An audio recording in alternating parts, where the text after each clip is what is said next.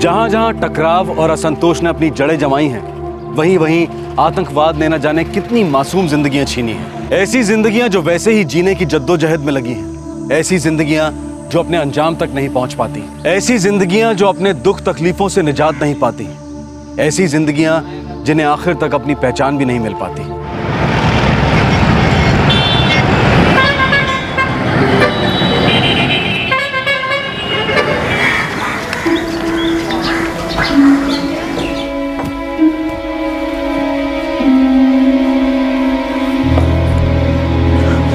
कहाँ जा रहे हैं आप? बाहर में, मुझे नहीं मालूम। आप हमें परेशान क्यों करते हैं? क्या आप कभी नॉर्मल नहीं रह सकते? नॉर्मल?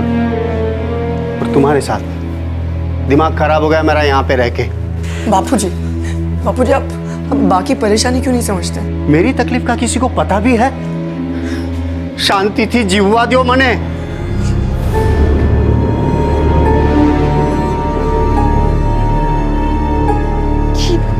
ये हमेशा इतने परेशान क्यों रहते हैं? खुद के बारे में, हम सब के बारे में बुराई क्यों सोचते हैं? क्यों?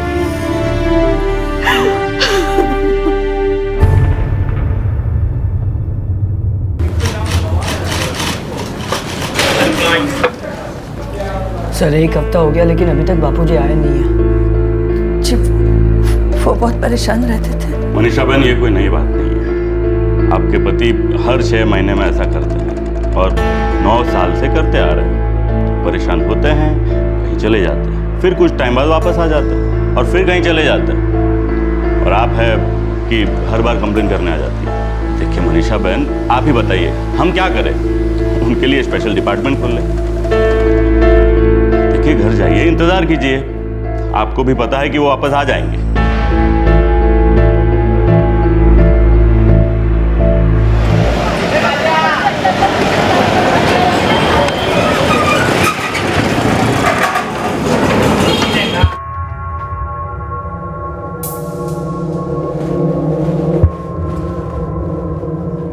शू, किधर चली सवारी? पता नहीं। कुणाल, तुम कल रात नशे में घर है, वो याद है या वो भी पता नहीं?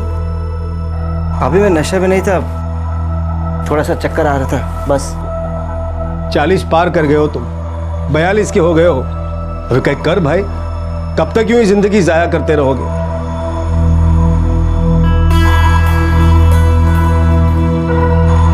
पता नहीं इसकी जिंदगी का क्या होगा। निकलो छू।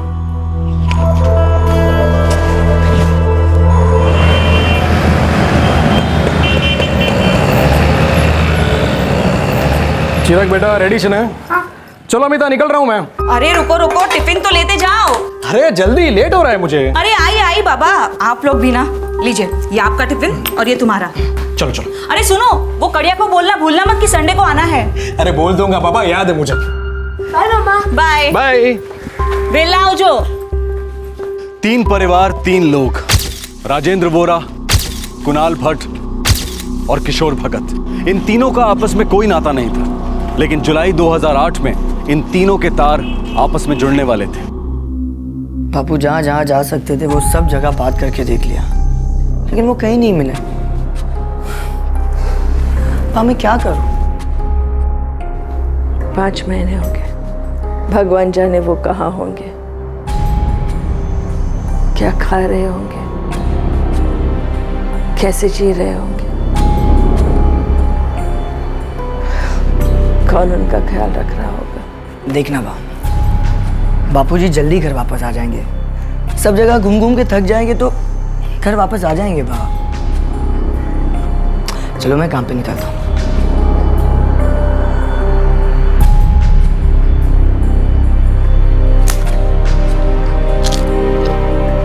पता नहीं कहाँ पी के पड़ा होगा। पर इतने ज्यादा दिन दूर कभी नहीं रहा।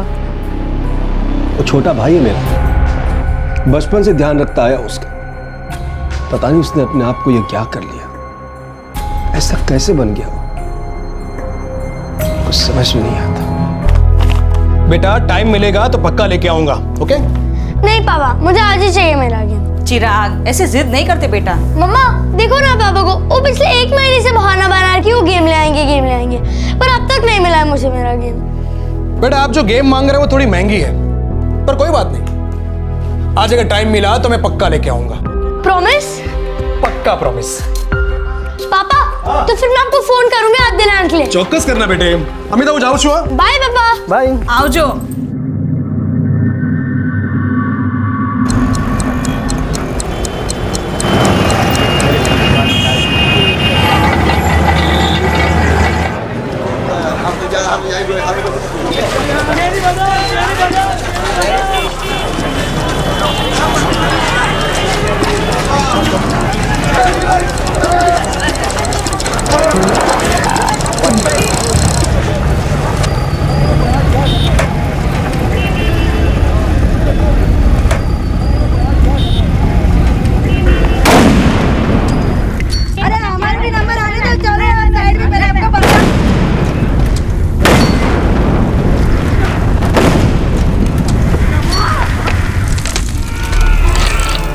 अहमदाबाद शहर के विभिन्न इलाकों में कम तीव्रता के कई बम धमाकों की खबर है। ताज़ा सूचना के अनुसार ऐसे 9 धमाकों की खबर है।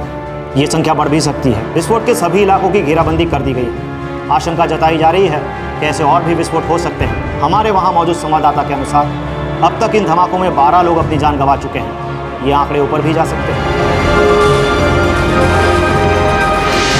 सर, 23 बॉडी अभी भी लावारिस पड़ी है, उन्हें कोई लेने नहीं आया। नोटिस बराबर लगाते रहो, बड़ा हादसा हुआ है, थोड़ा वक्त तो लगेगा। सर।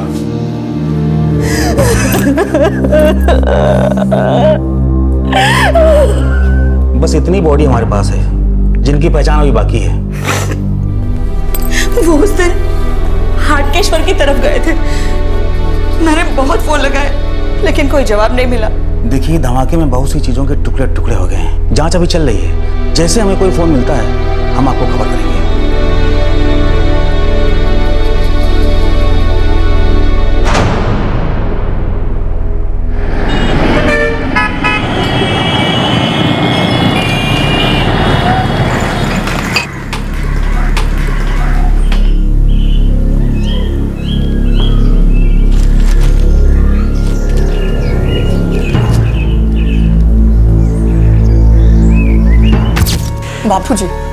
बापूजी आप बाकी परेशानी क्यों नहीं समझते? शांति थी जीववा दियो मने।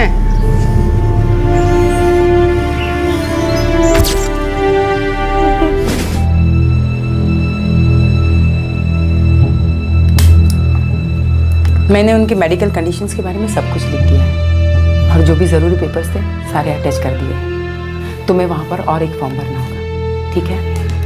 अहमदाबाद की क्राइम ब्रांच ऑफिस में हम कल जाने वाले हैं। और हाँ, विक्टिम्स के लिए सरकार ने मुआवजा भी अनाउंस किया हुआ है, वो फॉर्म भी भर देना तुम। Thank you doctor.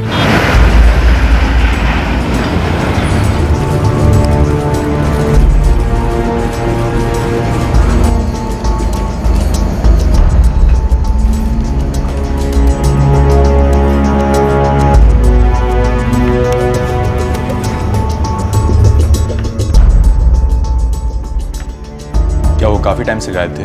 Ji sir, बापूजी हमेशा परेशान रहते थे, अक्सर घर से चले जाते थे, फिर भटक कर वापस भी आ जाते थे, लेकिन सर इस बार नहीं आए। और फिर ये नोटिस देखा हमने पेपर में। सर, ये लोग जो बॉडी की बात कर रहे हैं वो बॉडी नंबर 14 है, लेकिन सर ये पहले ही क्लेम कर ली गई है और आज हमने पेपर में बॉडी क्लेम होने का नोटिस भी डाल दिया है। क्लेम कब हुआ? कल। ऐसे नोटिस हम कई दिनों से पेपर में दे रहे हैं। लेकिन सर ये बॉडी की पहचान तो कुणाल भट्ट के तौर पे हुई है। उसके बड़े भाई संजय भट्ट ने ये बॉडी क्लेम की। उसने कहा कि उसके छोटे भाई की है। लेकिन ये तो हमारे बापूजी है। बॉडी के कपड़े कहाँ हैं? इन्वेस्टिगेशन टीम के पास है। सर क्या मैं देख सकता हूँ? श्योर।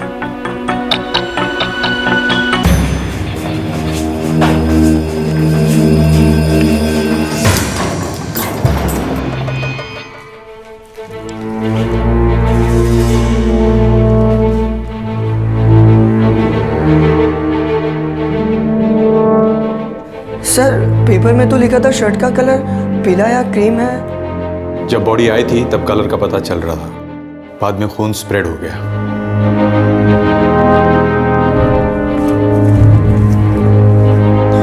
सर मेरे बापूजी इसी तरह की शर्ट पहनते थे, साइज भी वही है। ये तो मेरे बापूजी की शर्ट है सर। और ये पैंट सर, ये पैंट भी मेरे बापूजी की है। जरूर उनसे कोई बड़ी गलती हो गई होगी। सर ये पैंट शर्ट सर ये मेरे बापूजी के कपड़े हैं। फोन करो संजय भट्ट को, बुलाओ उसे।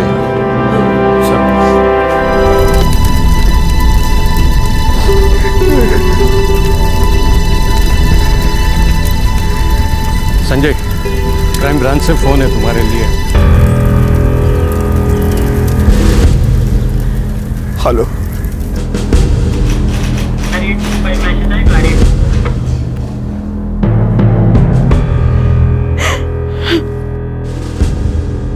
वो बॉडी मेरे भाई की ही थी सर। हाइट बॉडी सब कुछ भाई से मैच करता था, और जैसे कपड़े आपने दिखाए थे वो वैसे ही कपड़े पहनता था। सर मेरे बापूजी भी वैसे ही कपड़े पहनते थे, मैंने देखा। पैंट भी उन्हीं की थी सर, बॉडी भी उन्हीं की थी। जो भाई मने लागे छे कि आपको कोई गलत फहमी हुई है। गलत कैसे लग सकता है? हमने तो बॉडी देखी ही नहीं थी, और आपने तो अंतिम संस्कार भी कर दिए। वो कुणाल ही था। सर मुझे पक्का यकीन है कि वो मेरे बापूजी की बॉडी थी।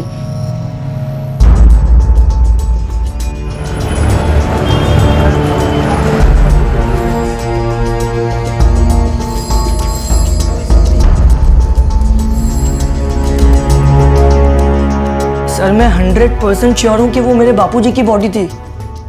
मुझे लगता है मुआवजा हासिल करने के लिए किसी ने झूठा क्लेम किया है। ठीक है, आप लोग मुझे एक रिटर्न एप्लीकेशन दे दीजिए, फिर मैं देखता हूँ इस मामले में क्या किया जा सकता है।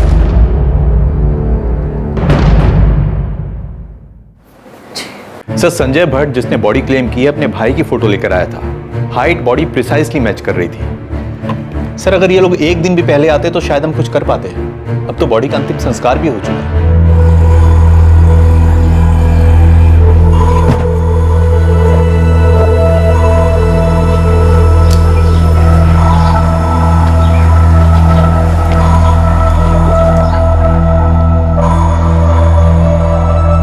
ये 6 लाख है, इन पैसों का हाथ भी नहीं लगाना है, एफडी कर देते हैं। तो समझी गई ना? अब मैं उन लोगों को समझाऊं तो कैसे समझाऊं कि वो मेरा भाई ही था, उनके बापूजी नहीं। भगवान करे उनके बापूजी जिंदा हो। मेरा दुर्भाग्य है कि मेरा भाई चला गया। अभी पैसा मेरे लिए कोई मायने नहीं रखता। हर दिन मैं यही सोचता था कि मेरा भाई कहाँ होगा, उसे कुछ हुआ तो नहीं, वो घर वापस क्यों नहीं आता। और अब जब उसकी बॉडी मिली भी है तो ये सब।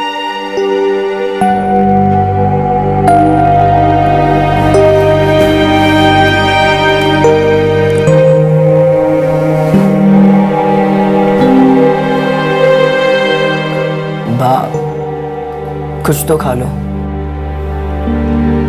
बा तुम्हारे भूखे रहने से क्या हो जाएगा? तुम अपनी तबीयत और खराब कर लोगी। कुछ नहीं बदलने वाला बा। बदलेगा कि नहीं जानती। मैं तो समझ ही नहीं पा रही हूँ। क्या मैं इसी आस में जीती रहूं कि एक दिन वो लौट कर आएंगे, या ये सोचते हुए मरती रहूं कि ना ही मैं उनके अंतिम दर्शन कर पाई और न ही अंतिम संस्कार। जानती है, तुम्हारे बाबूजी पहले ऐसे नहीं थे। जब तुम दोनों छोटे छोटे थे तब उन्हें बिजनेस में बहुत बड़ा नुकसान हुआ और मुझे मजबूरन अपने मायके वालों से मदद लेनी पड़ी। ये बात तुम्हारे बाबूजी को पसंद नहीं थी, पर मेरे पास दूसरा कोई रास्ता भी नहीं था। और धीरे धीरे तुम्हारे बाबूजी ऐसे होते गए।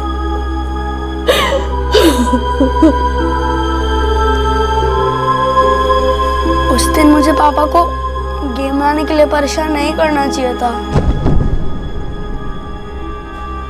मैं बहुत जिद्दी हूँ ना मम्मा। बेटा पापा तुम्हारी जिद की वजह से परेशान नहीं थे। तो वो वापस क्यों नहीं आ रहे?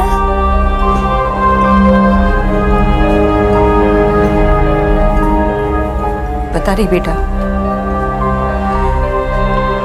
और मालूम नहीं कि वो कभी वापस आएंगे भी या नहीं।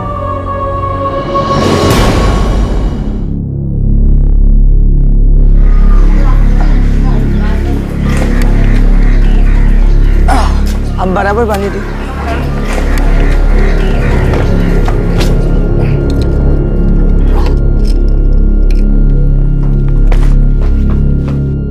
भैया मैं चाबी देकर आती हूँ।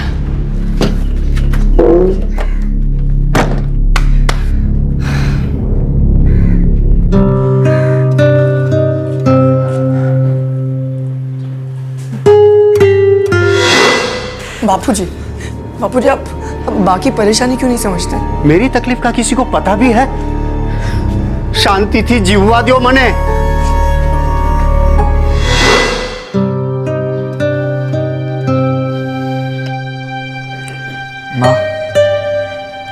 माँ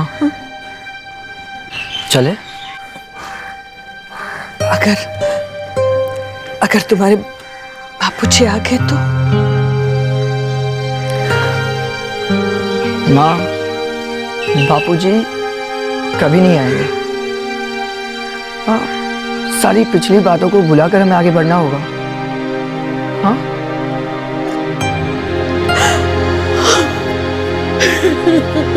माँ संभालो अपने आप को।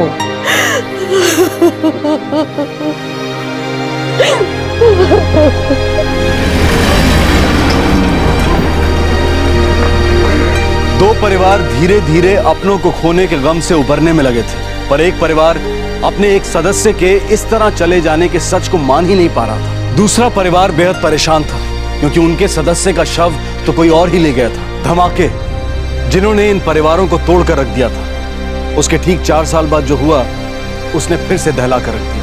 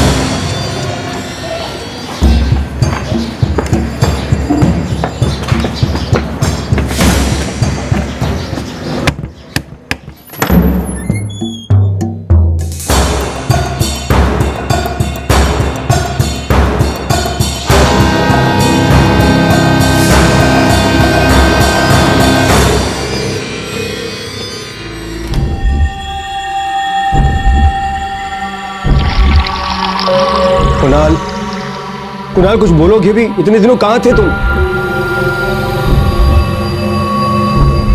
कुणाल तुम्हें समझ में आ रहा है तुमने गायब होके कितनी बड़ी गलती की है? हम किसी और की बॉडी ले आए थे तुम्हारी समझ कर, अंतिम संस्कार भी कर दिया। आज पता चला वो किसी और की थी। लोग सही थे जो बॉडी लेने आए थे, शायद वो उनके बापूजी की थी। कुणाल थक गए हो भैया, थक गए हो भटकते भटकते। न जाने कहां कहां गए मैं, क्या क्या किया मैंने, हर तरह के काम किए, लेकिन ढंग से जी नहीं सका। मैं तो यह भी भूल चुका हूं कि मुझे घर छोड़ के कितना टाइम हुआ।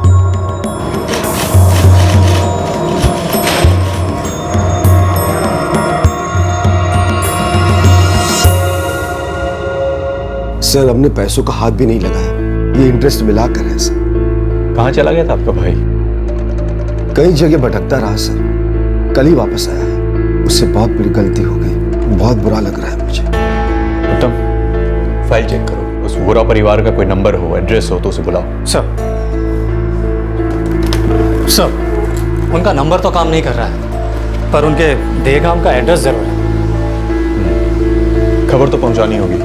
4 साल से वो इसी लड़ाई में लगे हैं कि ये बॉडी उनके फादर की थी।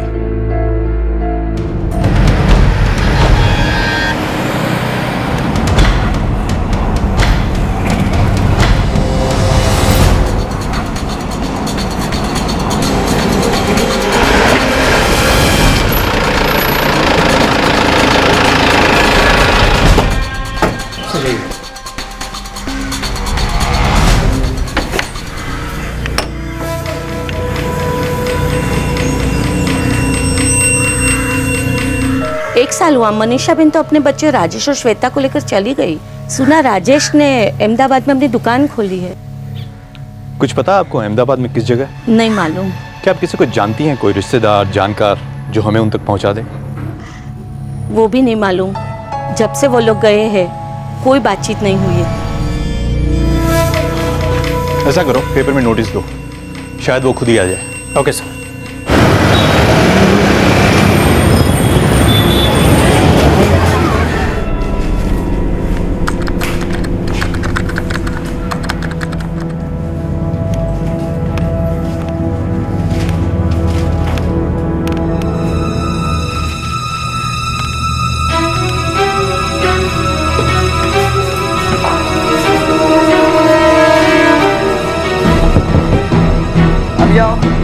राजेश भाई, क्या ये देखो,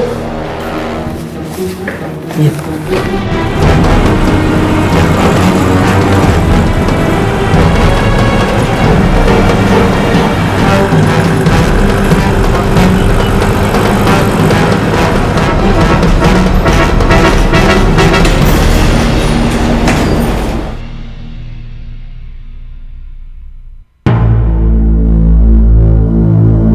जी 4 साल पहले मैं ये नोटिस देखने से चूक गई थी। इसके बाद लगातार 2 महीने तक मैं शव घर के चक्कर लगाती रही, लेकिन कभी ये लाश मैंने वहां पर नहीं देखी। ये पक्का इसके पापा किशोरी हैं। देखो ना पापा को, वो पिछले 1 महीने से बहाना बना रही, वो गेम ले आएंगे। आज अगर टाइम मिला तो मैं पक्का लेके आऊंगा। सर ये मेरे बापूजी है, आप लोगों को पहले भी मैंने बताया था और अभी भी बताता हूँ। नहीं, ये पक्का मेरे हस्बैंड है। नहीं सर, ये मेरे बापूजी है। नहीं, देखिए बॉडी का अंतिम संस्कार हो चुका है और उसे जिस आदमी का शव समझकर ये सब किया गया है वो 4 सालों बाद वापस घर लौट चुका है। और हमने ये नोटिस पेपर में इसलिए दिया ताकि किसी एक परिवार की तकलीफ थोड़ी कम हो सके। अब एक बात तो पक्की है, इस बॉडी का अंतिम संस्कार जिस आदमी के रूप में किया गया है ये वो तो नहीं है। This is definite. देखना अब यह है कि ये है कौन। आप लोग हमें 1 दिन का वक्त दे दीजिए।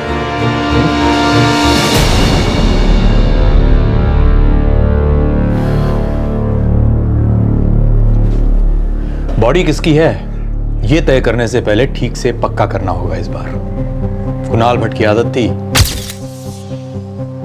लंबे टाइम के लिए घर से भाग जाता था और फिर अचानक एक दिन लौट आता था। और यही हुआ। राजेंद्र वोरा की भी बिल्कुल वही आदत थी,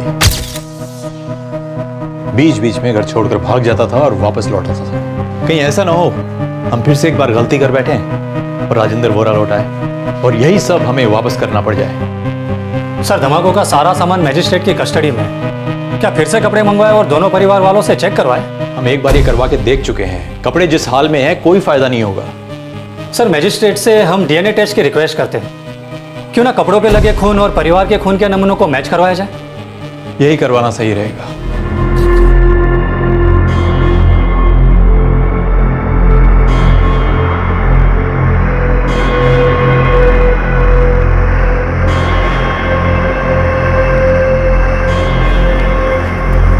मिस्टर राजेश,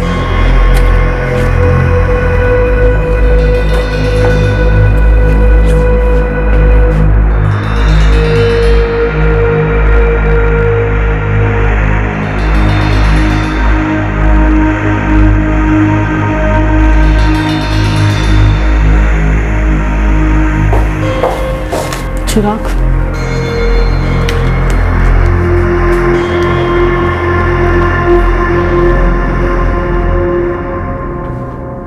मुझे पहले से पता था कि वो तुम्हारे बापूजी।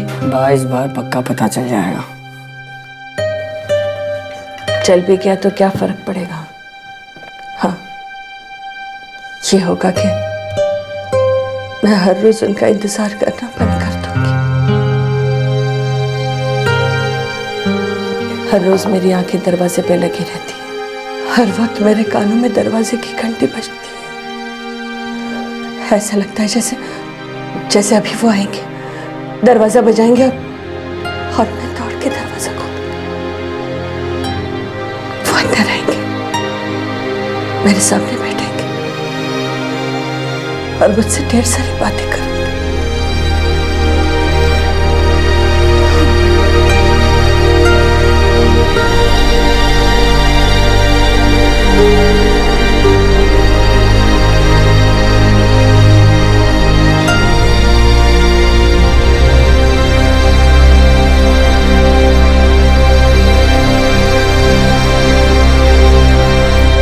चिराग, क्या हुआ बेटा?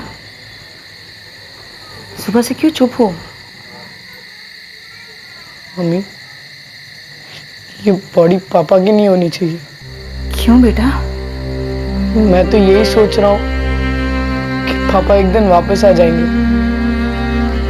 जैसे मेरा गेम लाना भूल जाते थे, वैसे घर आना भी भूल गए। लेकिन एक दिन उनको सब याद आ जाएंगे, वो वापस आ जाएंगे। अगर पता चला कि ये बॉडी पापा की है तो बात तो वही खत्म हो जाएगी। लेकिन तकलीफ खत्म होगी क्या मम्मी? तो हमेशा से यही सोचता रहना चाहता हूँ कि पापा वापस आएंगे, मेरा गेम लाएंगे, हम सब फिर साथ रहेंगे।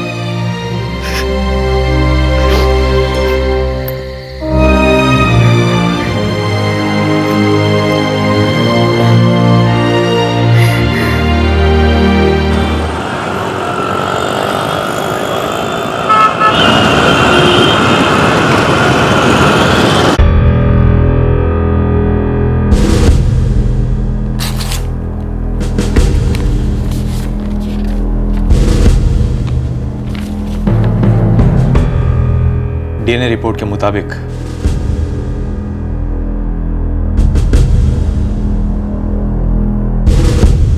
बॉडी राजेंद्र वोरा की है।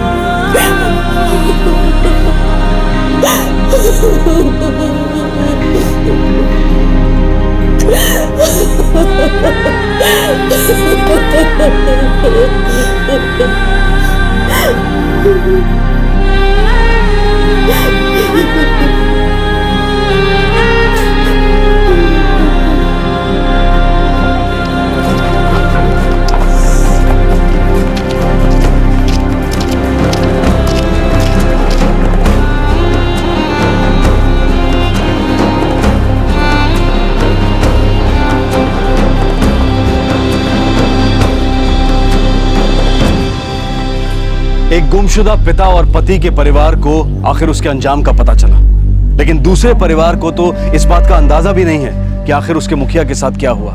जो डेथ सर्टिफिकेट कुणाल भट्ट के नाम पर बनाया गया था, उसे रजिस्ट्रार के ऑफिस में राजेंद्र वोरा के नाम पर बदलवाने के लिए भेज दिया गया। मुआवजे की रकम अब वोरा परिवार को सौंप दी जाएगी। हालांकि इतना सब कुछ हो जाने के बाद इसे पाना उनके लिए ज्यादा मायने नहीं रखता। कुणाल भट्ट जो 4 साल के बाद घर लौटा, वो फिर से घर छोड़कर चला गया। उसके भाई भाभी अब भी नहीं जानते कि वो कहां गया है और कब लौटेगा। किशोर भगत का परिवार अब भी उनके अंजाम से अनजान है। धमाकों के पीछे किसका हाथ था? धमाके आखिर क्यों हुए? क्या धमाके रोके जा सकते थे? आतंकवाद, हिंसा, प्रतिशोध, क्या कभी इनका सफाया होगा? क्या इस कलह का खात्मा होगा? यह असंतोष कभी मरेगा? ये खेल कभी खत्म होगा? अगर सब खत्म होगा तो जीतेगा कौन?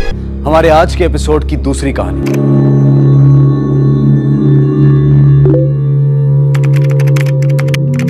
बेचने वाला मिल गया है। कहाँ, कब मिलेगा? अगले महीने। ठीक है, कीमत कितनी? आप बोलो। 90,000। अगर माल पॉजिटिव हुआ तो ज्यादा लगेगा। मेरे पास तो बस इतना ही है देने को। ओके, 1 महीने बाद आपसे बात करता हूं। ठीक है। एक सोशल नेटवर्किंग साइट पर एक डील तय हुई। बिक्री का वक्त, बिक्री की कीमत, हर चीज पर बात हुई। बिक्री 1 महीने बाद होने वाली थी, लेकिन आखिर ये सौदा क्या था?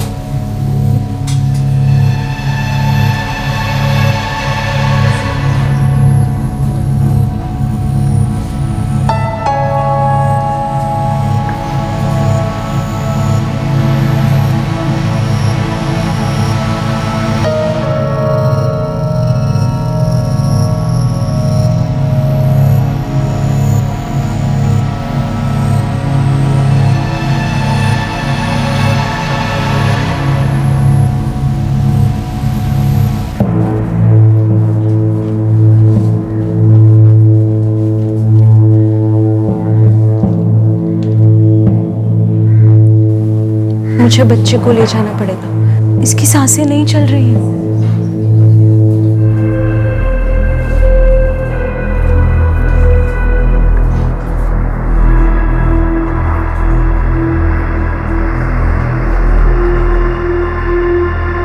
कहाँ गया मेरा मुन्ना? यही तो सो रहा था। कहाँ गया मेरा बच्चा? मुन्ना, मेरा बच्चा कहाँ गया? मेरा बच्चे को देखा क्या आपने? आपा वहाँ मेरा मुन्ना सोया था, आपने देखा क्या उसे? मैं तो सो रही थी, मुझे नहीं पता। मैंने किसी को भी आपके बच्चे को ले जाते हुए नहीं देखा। कहाँ गया मेरा मुन्ना? यही तो सो रहा था। क्या हुआ? वो मुन्ना नहीं है वहाँ पर। नहीं है मतलब? उसे तो वहाँ झूले पर होना चाहिए। कह रही हूँ आपसे, वो देखे हुए वो नहीं है यहाँ पर। आपके अब्बू कहाँ हैं? वो तो यहीं थे ना? हाँ, मेरी नींद लग गई थी, जब आँख खुली तब ना यहाँ पर मुन्ना था और ना ये वो थे। कहीं वो तो आपके बच्चे को नहीं ले गए? मुझे कुछ नहीं पता। आप मेहरबानी करके मेरे बच्चे को ढूंढ लीजिए। अरे आप शांत हो जाइए। यहाँ बैठो। तुम यहाँ बैठो, मैं देख कर आती हूँ।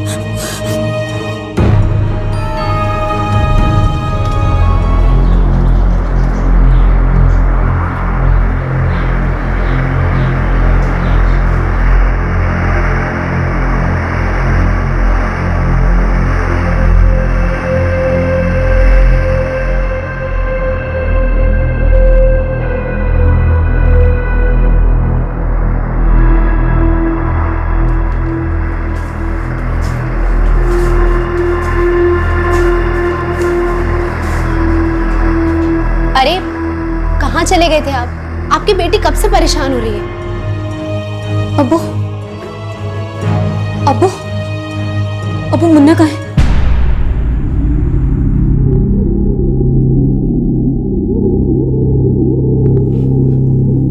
अब्बू अब्बू, कुछ बोलिए ना, कहाँ है मेरा बच्चा? बेटा यास्मीन, हमारा मुन्ना नहीं रहा। अब्बू, ये आप क्या कह रहे हैं? ये कैसे हो सकता है? जब तुम सो रही थी तो अचानक उसकी सांसें बंद हो गई।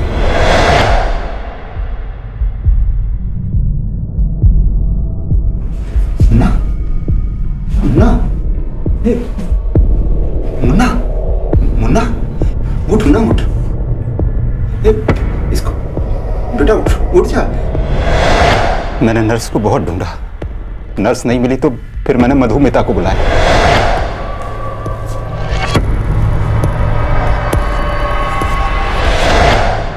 अब्बू, आपको मुझे जगाना चाहिए था। बेटा मैं खुद बहुत हैरान और परेशान था उस वक्त, दिमाग में आया ही नहीं।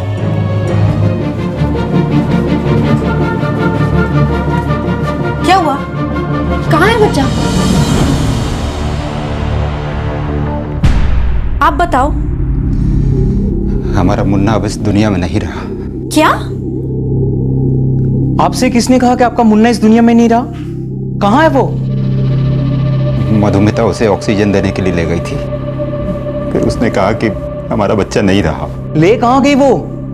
यहाँ लैब इंचार्ज मैं हूँ। अगर मधुमिता बच्चे को ऑक्सीजन के लिए ले गई थी तो उसे मेरे पास आना चाहिए था। मेरे पास तो आई नहीं वो। हमसे यही बोल के गई थी कि वो बच्चे को ऑक्सीजन देने जा रही है। फिर देर हो गई तो मैं देखने गया, वो मुझे गलियारे में मिली। फिर उसने बताया कि हमारा बच्चा नहीं रहा, मर गया है। देखते ही मधुमिता कौन है, मुझे कुछ गड़बड़ लगती है।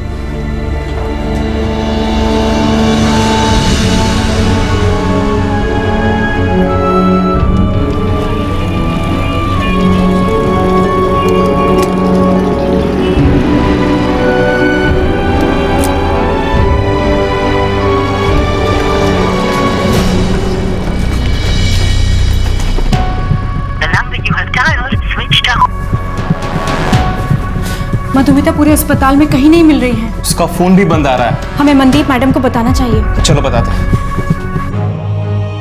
ऐसे कैसे कोई बोल देगा कि हमारा बच्चा नहीं रहा? डॉक्टर ने बोला क्या? रेहाना, बच्चे की सांसें खत्म हो चुकी थी, मैंने खुद अपनी आंखों से देखा है। तुम यहाँ यास्मीन को दिलासा देने की बजाय उल्टा जांच पड़ताल में लगी हो।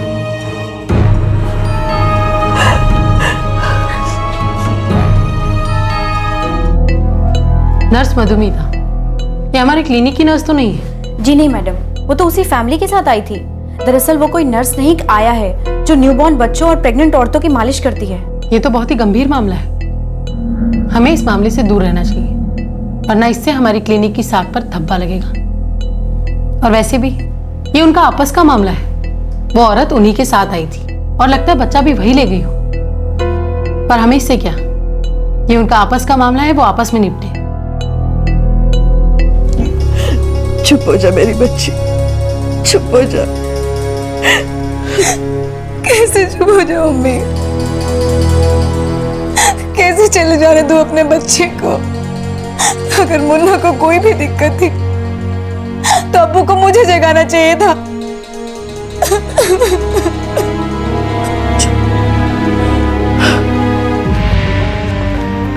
मेरा नगमा ये पकड़ो और तुम मंडी से जाकर कुछ सब्जियां ले आओ और शहनाज तुम ठेला निकालो।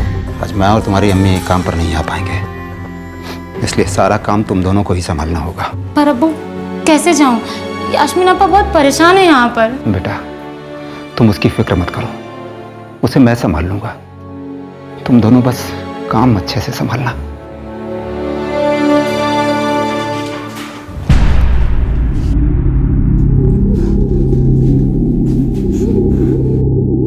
अगर बच्चा गुजर गया है तो हमें दिखाओ तो सही, हम ऐसे कैसे मान ले?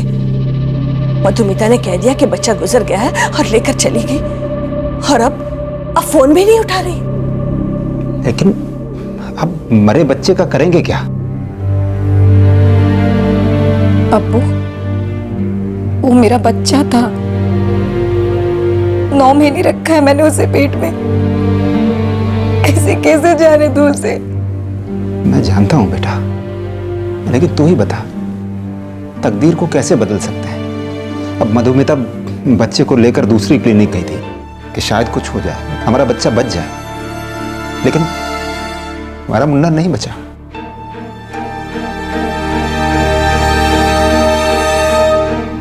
देखिए, साफ साफ बात यह है कि उस औरत को, क्या नाम है उसका, मधुमिता को आप ही लोग लेकर आए थे और वही बच्चे को लेकर चली गई और आपके शौहर को बोला कि बच्चा गुजर गया है। पहली बात तो यह है कि आपके पति को किसी को ऐसा बच्चा ले जाने नहीं देना चाहिए था, और अगर बच्चे की तबीयत खराब हो रही थी तो कम से कम हमें से किसी एक को खबर करती होती। जी, तो हम लोग डॉक्टर को बुलाते। आप ही बताइए अब हम क्या करें? इस मामले में हमारा घुसना ठीक नहीं है, क्योंकि ये उसी औरत ने किया है जिसे आप लोग लेकर आए थे। तो अगर आपको लगता है कि आपको पुलिस के पास जाना चाहिए तो जाइए, या फिर जो आपको ठीक लगे वो करिए।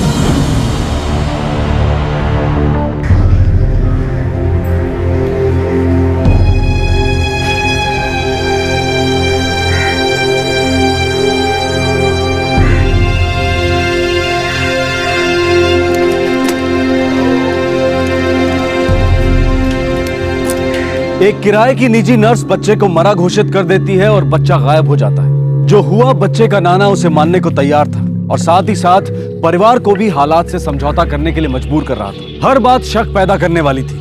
दाल में बहुत कुछ काला था, लेकिन फिर भी मामला आगे नहीं बढ़ा। मृत बच्चे को कभी भी उसकी मां को दिखाया तक नहीं गया और मधुमिता नाम की वो औरत अब भी पहुंच के बाहर थी। एक अजीब घटना, लेकिन असल अजूबा तो अभी होना बाकी था।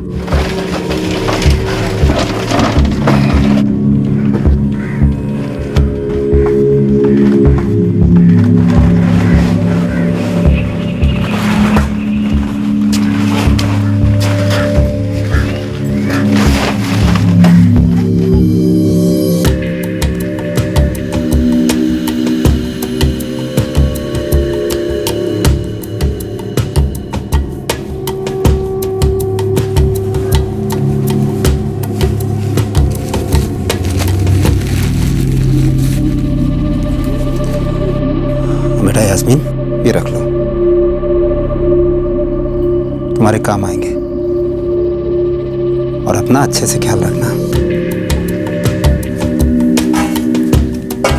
ये तुम रखो घर के खर्च के लिए।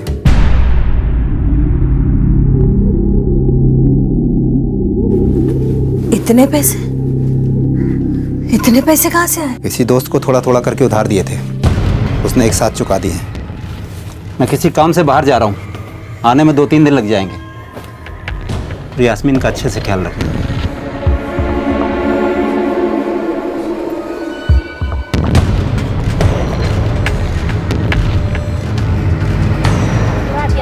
ताजे ताजे टमाटर ले लो, भिंडी ले लो, ताजे ताजे प्याज ले लो, ताजी ताजी भाजियां ले लो, ताजी ताजी प्याज ले लो।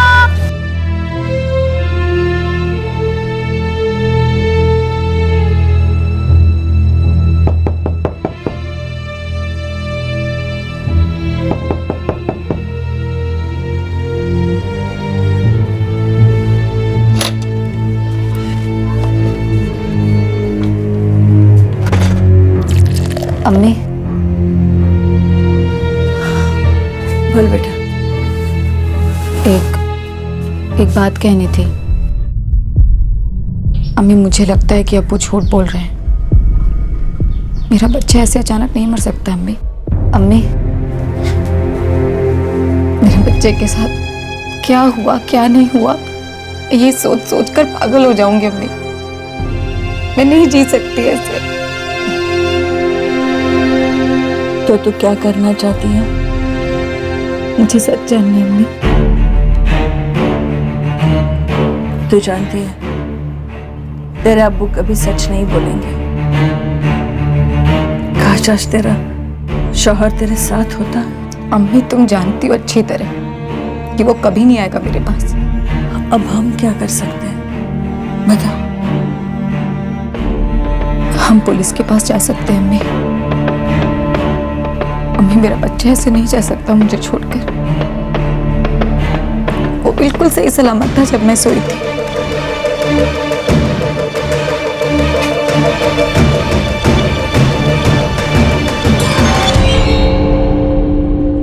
आपके अब्बू कहाँ हैं? साहब, उन्होंने बताया नहीं कि वो कहाँ जा रहे हैं।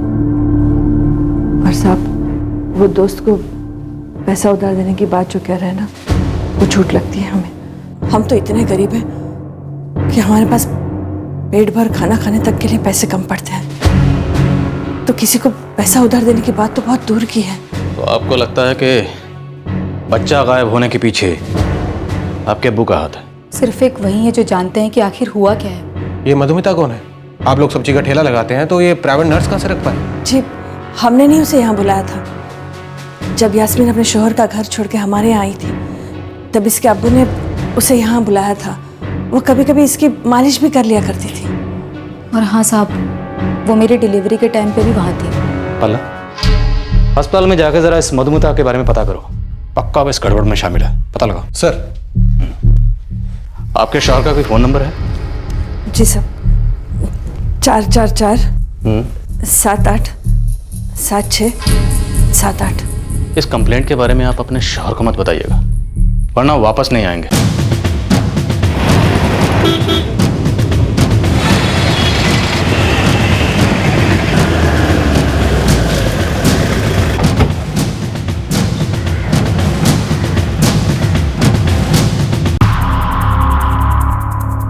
सर, मुझे भी लगता है कि लड़की के अब्बू झूठ बोल रहे हैं, क्योंकि सर क्लिनिक में बच्चे की मौत के बारे में किसी को पता नहीं चला, जबकि बच्चा एकदम नॉर्मल था, उसमें कोई कॉम्प्लिकेशन नहीं था। और अगर बच्चे की तबीयत बिगड़ी तो वो हमें बुला सकते थे, लेकिन उन्होंने उस औरत को बुलाया, मधुमिता को। आप बता सकते हैं कि मधुमिता कहाँ मिलेगी हमें? नहीं सर, मैं तो उसे जानती भी नहीं। सर, वो औरत मधुमिता मेरे पास बच्चा लाई ही नहीं। नॉर्मल केस में क्या होता है सर, अगर ऐसा कुछ होता है तो बच्चे की सारी इन्फॉर्मेशन मेरे पास रहती है, क्योंकि बच्चे की दवाई वगैरह सब यहीं से डिस्पैच होती है। सर, मुझे पक्का लग रहा है ये मधुमिता और यास्मीन के अब्बू, इन दोनों की कोई सांठगांठ है। इस मधुमिता का आगे पीछे का कुछ पता है? कहाँ की है? नहीं सर, वो उस फैमिली के साथ ही आई थी। मैंने कंप्लेन इसलिए नहीं की क्योंकि मुझे लगा ये उनका अंदरूनी मामला है, और वैसे भी यास्मीन के अब्बू ने सब कुछ अपनी फैमिली को बताया था, हमें कुछ नहीं बताया। फिर भी बच्चा तो आपके क्लिनिक में पैदा हुआ था ना? जी हाँ, पैदा हुआ था, लेकिन अगर कोई फैमिली मेंबर बच्चे को लेकर गायब हो जाए और कहे कि बच्चा मर चुका है, तो हम क्या कर सकते हैं? देखिए इंस्पेक्टर साहब, हम अपने क्लिनिक को किसी पुलिस केस में नहीं घसीटना चाहेंगे। इस बात से तो हम खुद शॉक थे। और ये जो मधुमिता? पहले मुझे लगा कि वो शायद उनकी कोई रिश्तेदार है, लेकिन बाद में पता चला कि वो उनकी प्राइवेट नर्स थी। सर, इस औरत मधुमिता के बारे में कोई भी कुछ भी नहीं जानता, लेकिन जरूर यास्मीन के अब्बू सलीम का उससे कुछ नाता है। पल्ला, सोचने वाली गल ये है कि यास्मीन के अब्बू के पास इतने पैसे कहाँ से आ गए। जरूर उसी ने बच्चे के साथ कुछ किया और फिर खुद कहीं चला गया। उसका सेलफोन भी बंद आ रहा है और उसकी लास्ट लोकेशन भी ट्रैक नहीं हो पा रही। हमें हर हालत में इस मधुमिता तक पहुंचना होगा। इस औरत को यास्मीन का फादर सलीम ही तो लेके आया था।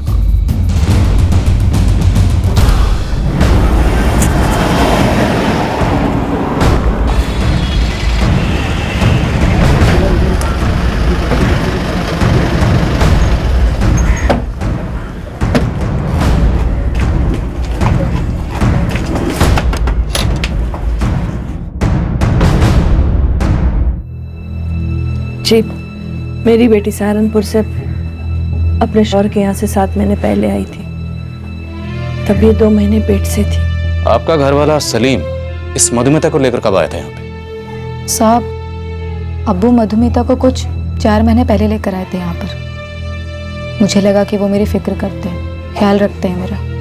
मैं भी हैरत में थी साहब, क्योंकि इसके अब्बू इसकी शादी से खुश नहीं थे। जब ये अपने शौहर का घर छोड़कर आई थी तब वो बहुत परेशान हो गए थे। वापस आ गई मतलब? अब क्या हुआ? पहले हमारी मर्जी के बगैर उस लौंडे से जाके शादी कर ली, अब मुंह उठा के फिर से चली आई। तो फिर मैं क्या करती अब्बू? वो मुझे मारता था, उसकी माँ भी मुझे मारती पीटती थी, और जब मन भर गया तो कहता है कि मुझे तेरी जरूरत नहीं है। 2 महीने पेट से हुआ अब्बू, कहाँ जाती मैं? मतलब अब मुझे झेलना होगा तेरा सारा बोझ? अरे इधर क्या कम लोग हैं पेट भरने के लिए जो तू चली आई मुंह उठा के, वो भी पेट से? कुछ दिन के बाद एक और चला आएगा। आजिज़ आ गया हूं मैं तुम सबसे।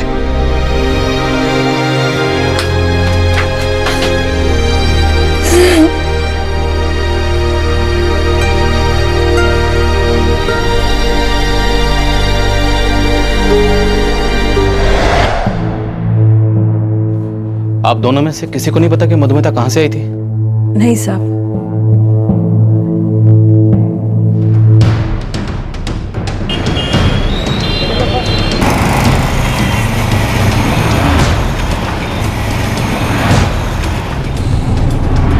सर, सलीम अपना ठेला चौक पे लगाता है। अभी उसकी 2 बेटियां हैं, नगमा और शनाज, वो संभालती हैं ठेला। बच्चा सलीम ने गायब किया है, पक्की बात है। बस रब से दुआ करो कि बच्चा किसी तांत्रिक वांत्रिक के हाथ ना लगे। सलीम के पास पहले से ही पालने को कई पेट थे और अब ऊपर से उसकी गर्भवती बेटी अपने पति का घर छोड़कर उसके पास आ गई थी। सलीम बेहद परेशान हो गया था। उसके खर्चों में एक और बढ़ोतरी तो हो ही चुकी थी, लेकिन बहुत जल्द वो 1 से 2 हो जाने वाले थे और सलीम पर खर्चों का बोझ और बढ़ने वाला था। क्या सलीम आने वाली मुसीबत से छुटकारा पाने का रास्ता सोचने लगा था? सब्जी ले लो, सब्जी, ताजे ताजे टमाटर, सब्जी ले लो, ताजे ताजे टमाटर ले लो, प्याज ले लो।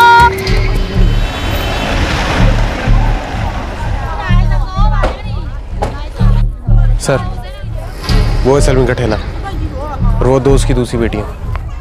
इन कुड़ियों को तो रहने दे। ये जो सामने सफेद कुर्ते में बंदा खड़ा, इससे पूछते हैं। साहब, वो सलीम तो बेवड़ा है, उसका जिगरी दोस्त मुस्तकिम है। उसको मालूम होगा कि मधुमिता को कहाँ से लाया। ये मुस्तकिम कहाँ मिलेगा? साहब, वो तो टोकरी में सब्जी बेचता है, घूमता है दिन भर। वो आपको रात को मिलेगा इसी बस्ती के देसी ठर्रे के अड्डे पे। तुम जानते हो मुस्लिम को? जी साहब। तो रात को चल हमारे साथ। जी साहब।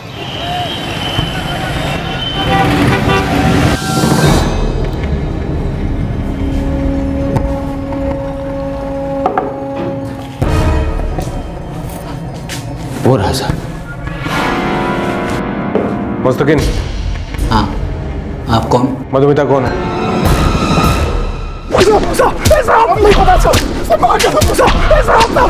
बोल रहा हूँ ना साहब, बोला ना, बताता हूँ। चेती बोल, बक जल्दी। मधुमिता कौन और कहाँ रहती है? दुर्गा नगर बस्ती में। उसे सलीम के पास कौन लाया था? मैं लाया साहब। अब तू ही बता, कैसे चला पाऊंगा मैं घर का खर्च? अभी शहनाज की, नगमा की शादी करनी है, ऊपर से यास्मीन आदम की है, वो भी पेट से है। इस हालत में तुझसे काम करने की भी नहीं बोल सकता।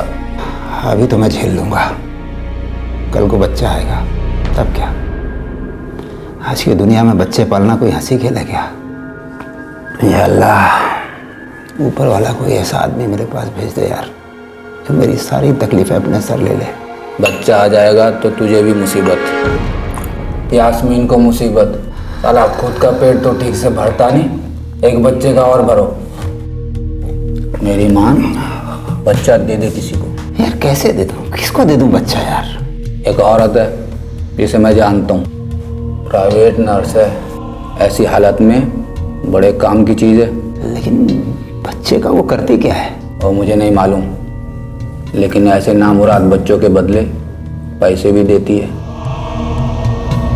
मुझे भी पैसे मिलेंगे? ऐसा मुझे बोला तो था एक बार।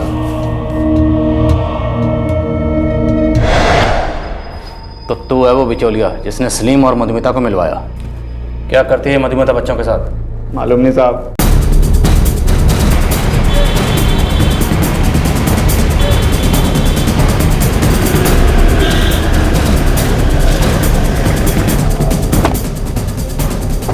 कहाँ रहती है मधुमिता? इस गली में। चल।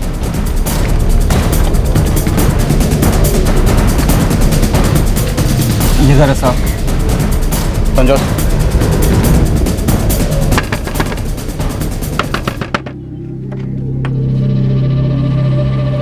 मधुमिता? जी चल साहब, साहब मैंने क्या किया साहब? साहब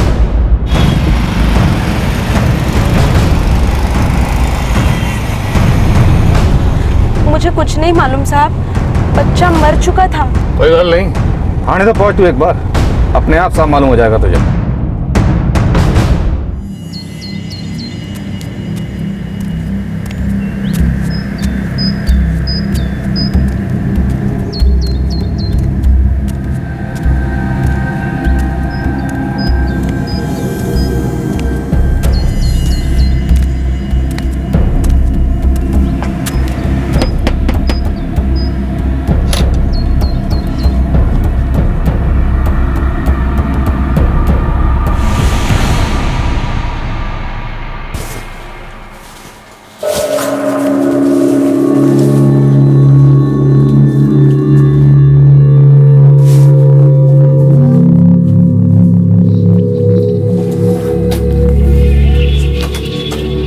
बेटा यास्मीन, अब तो ठीक है ना? जी अब्बू। नगमा, अपनी अम्मी को बोल एक प्याली चाय बना के देगी मुझे। जी अब्बू। बेटा यास्मीन, तेरे बच्चे का मुझे बहुत दुख है, लेकिन क्या करूं, सब ऊपर वाले की मर्जी है, और जिंदगी में हालात के साथ समझौता तो करना ही पड़ता है बेटा।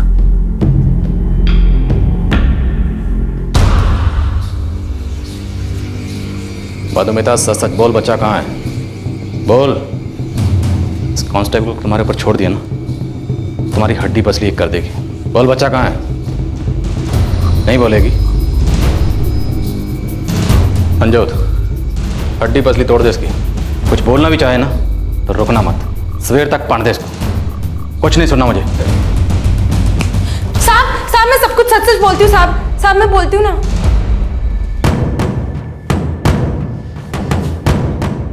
बोल, बच्चा कहाँ है? वो तो नहीं पता साहब। हाँ, सलीम मेरे पास आया था 7 महीने पहले, वो कह रहा था कि बच्चे से छुटकारा पाना चाहता है साहब। तो तुमने दिला दिया छुटकारा? नहीं साहब, मैंने तो सिर्फ बच्चे की बिक्री का इंतजाम किया था। किसको बेचा था बच्चा? साहब मैं बेचती नहीं हूँ, मैं तो बस सौंप देती हूँ। किसको सौंप देती हो? एक आदमी है, हंसराज सिंह। हंसराज? वही जो उस क्लिनिक में लैब में काम करता है? जी साहब।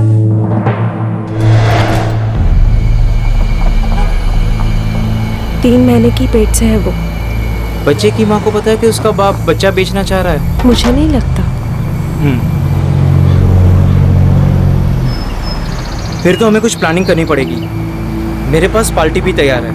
हमें ऐसा कुछ करना होगा कि बच्चे की माँ कोई हंगामा ना करे। वो लोग बहुत गरीब हैं, मुझे नहीं लगता कुछ हंगामा करेंगे। एक काम कर, उसे हमारे क्लिनिक ले आ, वहाँ हम आराम से मैनेज कर पाएंगे। वैसे कितने पैसे मिल जाएंगे? वो मैं बता दूंगा। बेचने वाला मिल गया है। ठीक है, कीमत कितनी? आप बोलो। 90,000। अगर माल पॉजिटिव हुआ तो ज्यादा लगेगा। मेरे पास तो बस इतना ही है देने को। अरे साहब,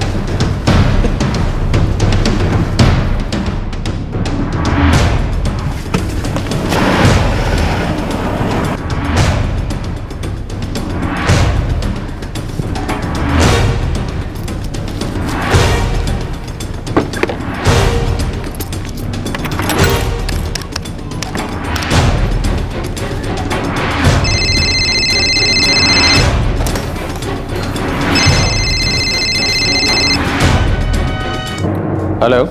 जी साहब, मैं यास्मीन बोल रही हूँ। हाँ यास्मीन, हमें मधुमिता मिल गई है, लेकिन आपके बच्चे के बारे में भी ठीक से पता नहीं चला। लेकिन इतना ज़रूर पता चला है कि आपके अब्बू और मधुमिता के अलावा इसमें क्लिनिक में काम करने वाला एक बंदा भी शामिल है। मैंने आपको ये बताने के लिए फ़ोन किया है कि मेरे अब्बू घर पे आ गए हैं। मैं आपको घर से बाहर निकल के फ़ोन कर रही हूँ। ठीक है, हम आते हैं। तुम घर जाओ, लेकिन तुम्हारे अब्बू को हमारे आने की ज़रा भी भनक नहीं लगनी चाहिए। जी साहब।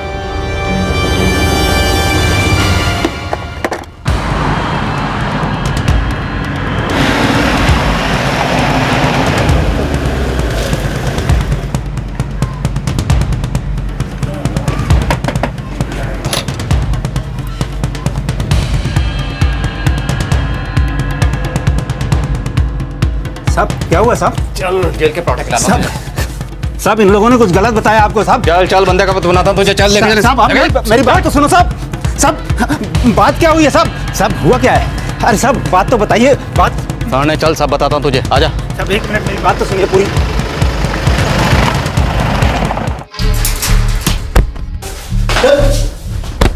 बोल बच्चा कहाँ है? बोल। अगर हड्डी पसली सलामत रखनी है ना तो बोल बच्चा कहाँ है? बच्चा मैंने दिल्ली की पार्टी को बेच दिया। दिल्ली की कौन सी पार्टी? किसी दोस्त के जरिए फ्रेंड्स बुक में बात हुई। 90,000 में मैंने बच्चा बेच दिया।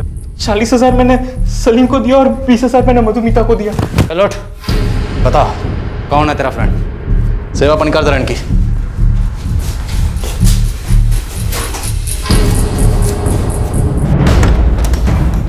चल लॉग इन कर, अपने इस फ्रेंड की डिटेल बता, वरना तुझे लॉग आउट कर दूंगा। चल।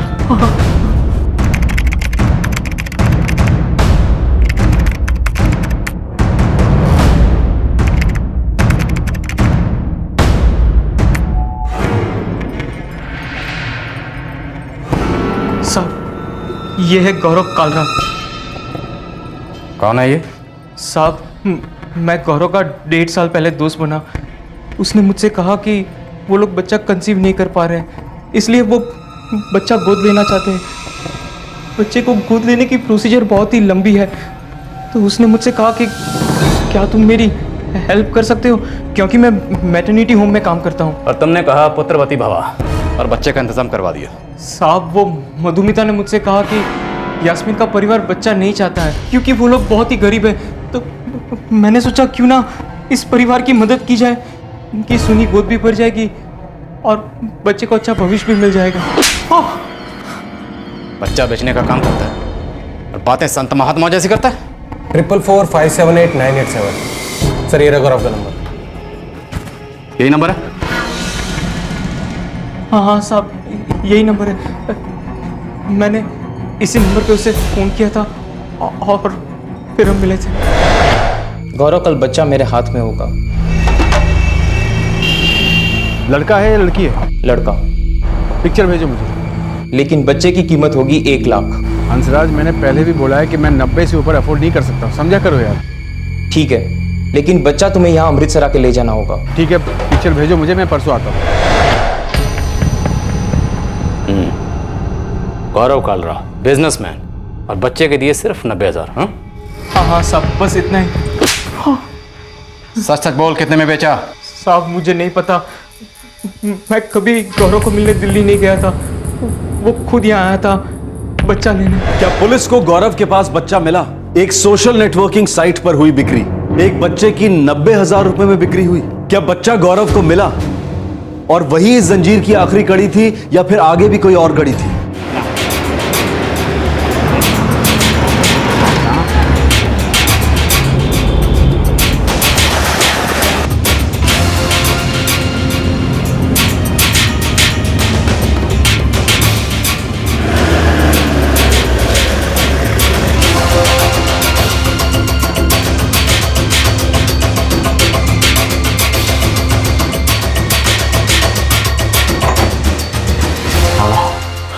फोन रिकॉर्ड में पता तो यही था, 12/134 जागीरपुरी, नाम गौरव का था।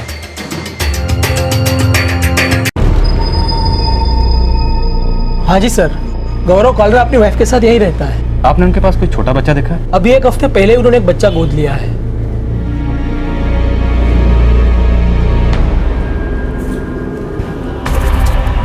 कहाँ गए होंगे ये?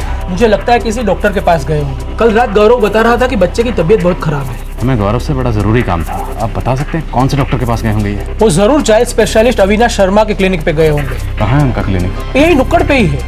Thank you.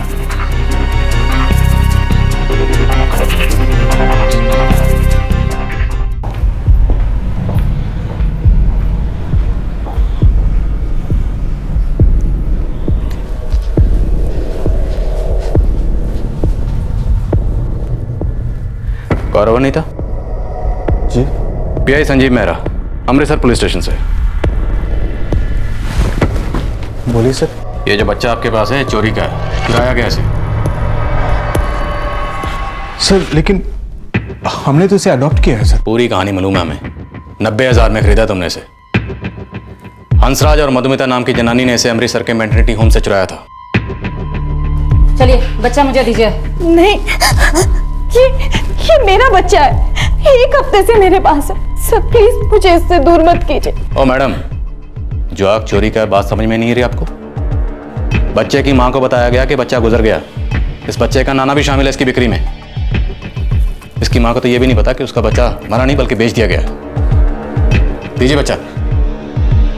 बच्चा दे दो नहीं था। उसकी तबीयत ठीक नहीं है, बुखार में तप रहा है, पता है ना आपको। आप बेफिक्र रहिए, हम इसे अमृतसर के किसी अच्छे हॉस्पिटल में एडमिट करवा देंगे। टेक्निकल पक्की है, बच्चा हर हाल में अपनी असली माँ के पास ही जाएगा। चलिए बच्चा मुझे दीजिए। दीजिए बच्चा मुझे। हमें बिल्कुल नहीं पता था कि बच्चा चोरी कैसे। आपको पता होना चाहिए, बच्चा जब अडॉप्ट किया जाता है उसमें पैसे का लेन देन नहीं होता। जहाँ पैसे का लेन देन होता है उसे चाइल्ड ट्रैफिकिंग कहते हैं। पता है ना आपको? सर आप मेरा यकीन कीजिए सर, मुझे नहीं मालूम था कि बच्चे की माँ को धोखा दिया गया। चलिए हमारे साथ चलिए। मैं किसी का नुकसान नहीं करना चाहता था सर। एक्चुअली हमें बहुत सालों से बच्चा नहीं हो रहा था सर। हमें सिर्फ एक बच्चे की जरूरत थी, हमने अडॉप्ट किया। हमें अपनी कार्रवाई पूरी करनी पड़ेगी, आपको हिरासत में लेना पड़ेगा। जो भी बयान देना है थाने चल के दीजिए। चलिए सर, मुझे सिर्फ 1 दिन का वक्त दो, मुझे काम पे रिपोर्ट करना है, फिर मैं खुद चल कर आऊँगा थाने। Please sir. ठीक है, कल दोपहर तक अमृतसर थाने में रिपोर्ट कर देना, वरना अरेस्ट वारंट इशू करवा दूंगा। पक्का सर, प्रॉमिस।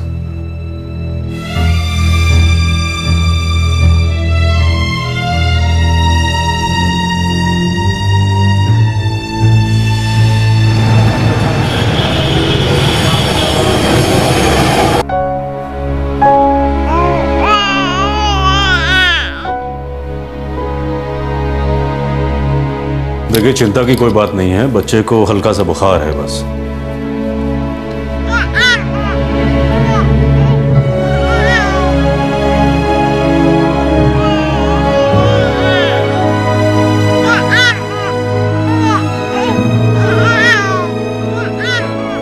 मैं कुछ दवाइयां लिख देता हूँ, 1-2 दिन में भला चंगा हो जाएगा।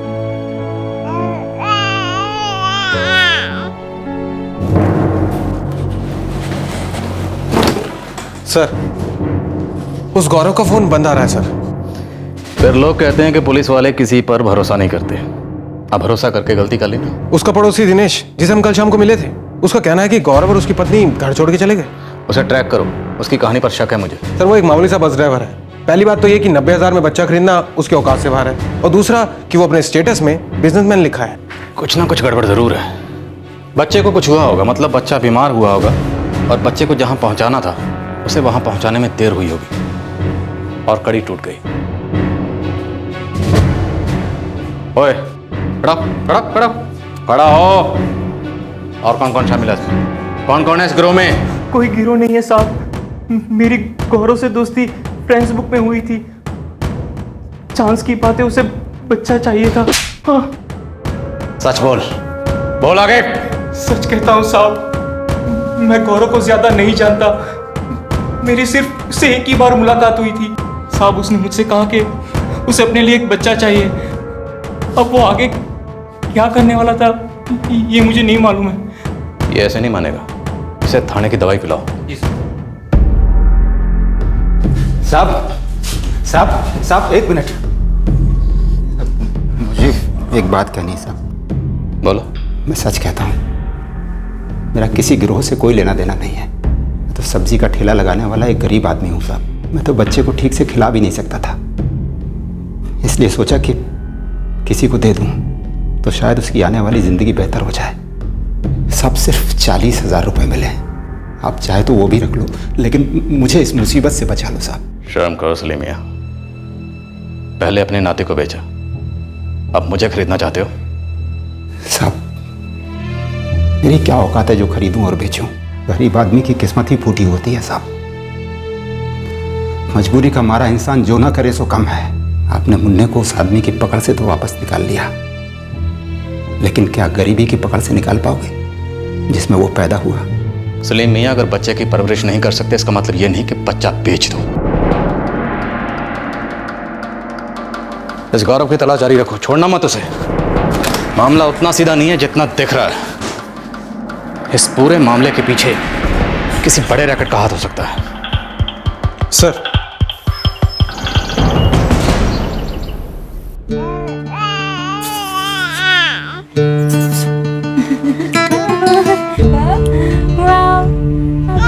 आपा, ये बिल्कुल आप पर गया है।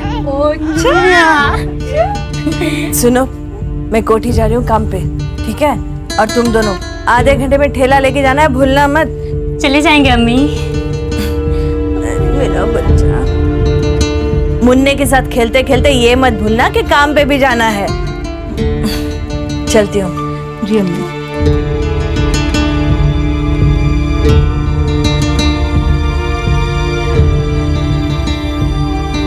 एक नाना ने अपने ही नाती को बेच दिया क्योंकि उसे लगा कि उसकी क्षमता नहीं है कि वो एक और पेट पाल सके। यास्मीन, बच्चे की माँ, अपने भले चंगे बच्चे की मौत की खबर सुनकर सुन हो गई, लेकिन कुछ दिनों बाद उसने इस अजीब मामले को पुलिस तक ले जाने का फैसला किया और किस्मत से उसे अपना जुदा हुआ बच्चा वापस मिल गया। डीएनए टेस्ट हुआ और पाया गया कि बच्चा यास्मीन का ही है।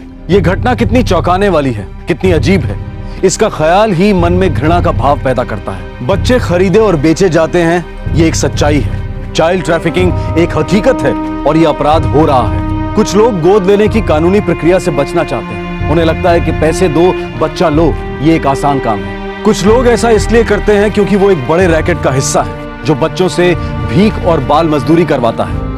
और भी बहुत सारे घिनौने काम करवाए जाते हैं। खरीदारों की कोई कमी नहीं है। कुछ चुराते हैं, कुछ बेचते हैं। कुछ बेचते हैं गरीबी के कारण, इस उम्मीद से कि ये बिक्री उन्हें गरीबी से थोड़ी मुक्ति दिलाएगी। ये पूरा धंधा बहुत खतरनाक और क्रूर है, लेकिन फिर भी इसके लिए कानून अब भी नरम क्यों है? क्यों इस धंधे पर लगाम नहीं है? क्यों नियम इतने ही सख्त और कठोर नहीं है? शायद अगर हमें किसी दिन रोजाना की खिचखिच और स्वार्थी दायरे से छुट्टी मिले, जीवन की आपाधापी से छुट्टी मिले, तो हमें पुरजोर ये सवाल करना चाहिए और जवाब मांगना चाहिए। जवाब मांगना चाहिए कि क्यों इकोनॉमिक ग्रोथ का इतना हल्ला मचाया जाता है जबकि न जाने हमारी कितनी आबादी गरीबी में सड़ रही है। प्लानिंग कमीशन क्यों ऐसी गरीबी की रेखा का चित्र खींचता है जिसका आज के समय में कोई सरोकार नहीं।